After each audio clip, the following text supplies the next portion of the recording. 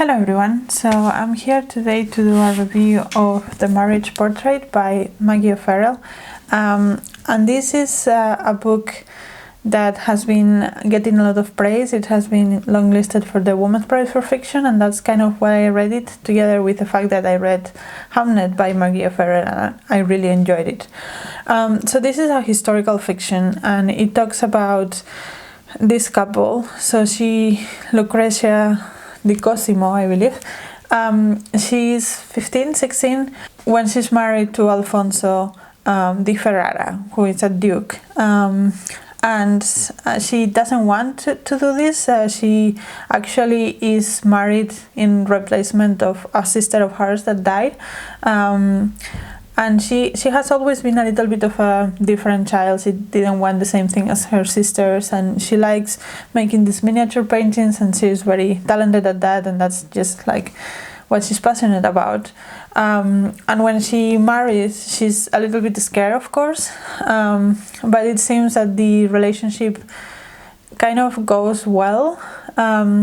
The Alfonso does treat her as a child because she's like 15 years younger than him, but other than that they seem to get along well enough, apart from the fact that he rapes her every night, of course. But as the book goes on, the relationship gets a little bit more complicated and more disturbing, and we do jump back and forth in time, so we do know that it's going to get disturbing, and we don't know why they got there, so the book kind of follows them getting to that point that we knew they were going to get at, in which he seemingly wants to kill her.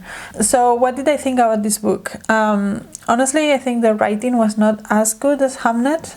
It was not bad by any means, but I think it was like the way that the poetic way in which words were used in Hamnet was not so present in this. It was there are points where there was there, but it was not so present. So most of the time the writing was just the kind of thing that you don't really notice that much, so in either bad or good way. So it was never bad, but it was not as good as it was in other books by her.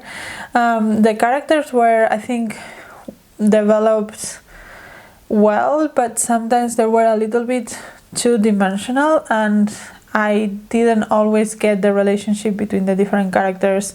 Like the chemistry sometimes was not there. So yeah, I think I understood the characters, but I think I didn't understood the relationships they had. In that there was a little bit more saying than showing. For example, Lucrezia seems to be very attached to Sofia, who was the main nurse that took care of the children in her house, but we don't see that so much. We see a couple of moments in which she's kind to Lucrezia, but we don't see, like, I at least I didn't see enough to understand why the attachment was strong or anything like that, other than the fact that she was the nurse, so she took care of her when she was little and all the obvious things, but there was not a building up to that. I also didn't understand very well the relationship of Lucrezia with her sister Isabella.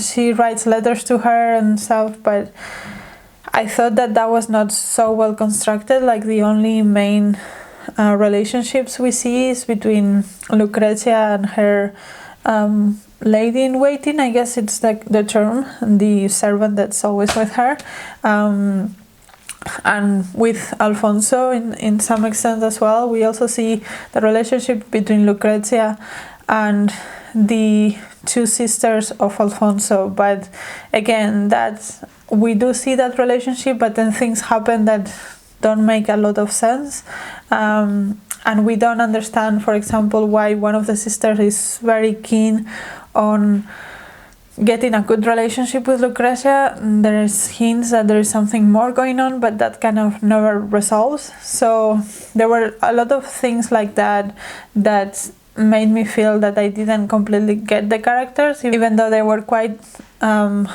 well developed by themselves. The other thing is this book also focuses a lot on painting. So Lucrezia does these miniature paintings that she's quite into and she's apparently very good at. And so she does have a sense of sketching and light and things like that. And one of the main points of the book is in this point in which this very famous painter is hired to make a marriage portrait, so a portrait of Lucrezia as a present to her for her wedding.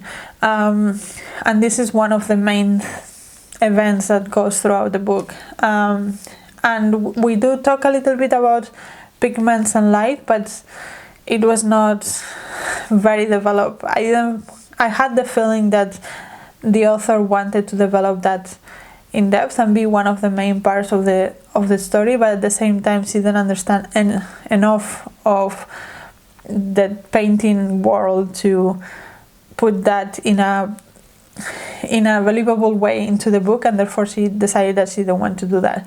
And that felt a little bit odd. Like, for example, if you take as an example the Girl with the Pearl Earring by Tracy Chevalier, painting is also one of the main things in that book, because it's all about this painting that Vermeer is making of this servant girl, and this servant girl seemed to have an eye for painting, even though she never did it because she's a lower class. But in that book there is a lot of talk about how to mix pigments, how to make them correctly, go to the pharmacy to get the different pigments that they need and the different prices of the pigments, and I don't know, the different ways in which things are exactly positioned so that the shadow at a certain time of the day and the blinds and things like that work. And there was a lot of detail about that. There's nothing like that in this book. There is a couple of passing mention of it, but not enough in my opinion. And maybe it's just because I like painting as well, but I just felt like if you are going to make a book around painting, you should be a little bit more exact in the way that you describe things. So yeah, that was another thing that I was not so keen on, just because I felt that it was something that the book wanted to do but didn't succeed at. And that's not to say that this book is not well researched and developed. There is an author's note at the end explaining the life of the characters and in which this is based on, and kind of like the decisions that were made respect with these characters and the things that we actually know and the things that we do not know. And that's helpful, and I think that she did research the court of Ferrara and the court of Cosimo very well, and all of these different people that were real people that are here. But I wish that, because this is around a painting, I wish she also researched that a little bit more and focused a little bit more of the book into that, so that the painting and not only the painting but the process of making the painting was almost like a character in itself or a plot line in itself, which just didn't happen. So, but with that said, I did like the overall plot and the overall developments and the topics, some of the topics that were discussed, like obviously the fact that Lucrezia was 15 when she was married, it's a big point, and how little women had to say in that time and in that place. That's a big thing that goes throughout, and I like that was brought to light.